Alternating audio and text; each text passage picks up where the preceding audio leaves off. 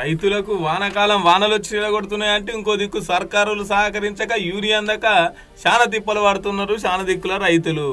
తెలంగాణలో రైతుల కోసం అయితే తీర్చలేదు. యూరియా కోసం గంటల కమం రోజుల కమం, రోజు పోడు పేపరు ఆధార్ కార్డు చేతుల పట్టుకొని గోదాం దాకా పోయి లైన్లో నిలవాడు మర్రొచ్చుడు. కానీ యూరియాను అయితే దొరకలేదట. ఒక్కో ఆధార్ కార్డు మీద ఒక్కో యూరియాకి ఇస్తున్నారట. కానీ ఇప్పుడు ఆయనతో కూడా ఇస్తలేరు అని చెప్పేసి రాత్రి అనక పగలనక గోదావరి చుట్టూ ఎట్లా తిరుగుతుందో చూడురి. ఇగో గిడ చూడురి.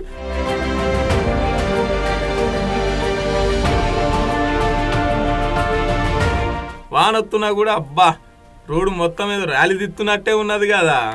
ఇక్కడ ములుగులో అన్న కలెక్టర్ కాడికి వచ్చి ఎట్లా వేడుకుంటుండో కాలు కూడా మొక్క వచ్చే.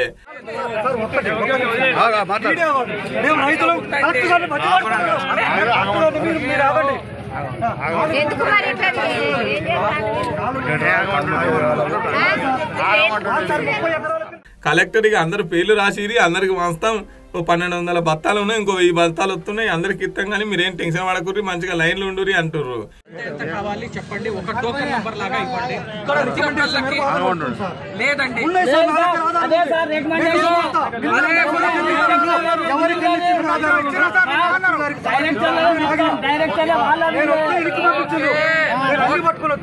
బాబు అరవద్దు, నేను చెప్పేది విను.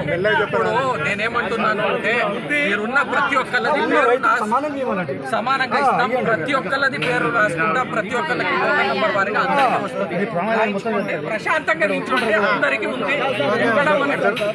మనకి 1200 బస్తా ఇప్పుడు ఉంది, ఇంకా 1000 బస్తాలు వస్తున్నాయి. ఇప్పుడు మన ఎంటైర్ జిల్లాలో 600 మెట్రిక్ టన్ మనకు బఫర్ స్టాక్ ఉంది.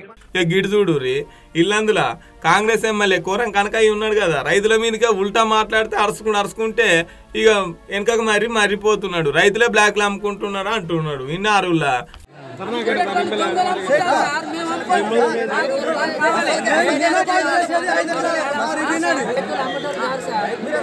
రైతులు అమ్మారు సార్,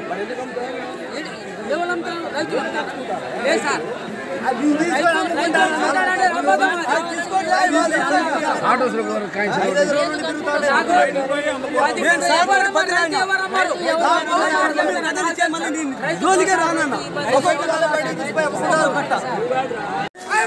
తప్పించుకొని పోతాం.